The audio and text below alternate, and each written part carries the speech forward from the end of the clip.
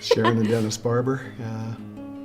I started attending when I was a teenager, and then we've been attending since we were married, and that was in 1970. Okay, well, my special memory of the old building is that Dennis took me to church there before we were married, and it was the first time I ever met my future mother-in-law, and the joke was that she didn't know that Dennis was dating.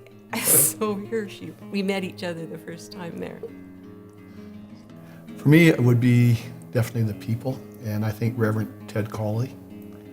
He was great with youth. He wasn't a youth pastor, but he was just great with youth and made you feel very special. And he took us to an event at the Jubilee Auditorium in Calgary. And I don't have a clue what the event was, but I just know we had a great time as a youth group. Well, in Alliance Women years ago, they always brought in missionaries to speak to us. And Ann Stevens and Laura Hahn and Miriam Charter were always ones that we loved to see, and we still do.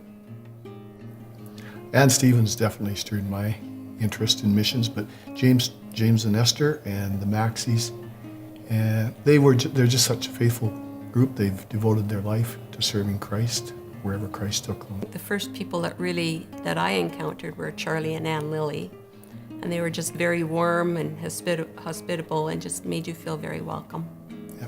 He was a godly man, a great teacher, patient. If he knew you were willing to try, he was very patient. One story I liked about Charlie was we're preparing for a semester of Sunday school, adult Sunday school, and there's three different men got up, and two of them had their textbooks and explained what they're going to teach, and Charlie got up and said, "I'm sorry, all I've got is the Bible, and I'll be teaching from the Bible." So I like that story.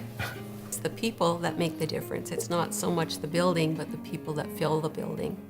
And even now, it's exciting to meet new people because we're here to share about Jesus, and it just brings something in common when you're all here.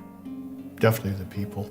I think back, I didn't think much of it at the time, but when our family was young, I know there was a group of ladies, many of them were widows, probably all of them were of retirement age, but they gathered regularly to pray for the church, for the pastor, for the families, and I know our family, didn't know it then, but I know our family benefited greatly from their godliness.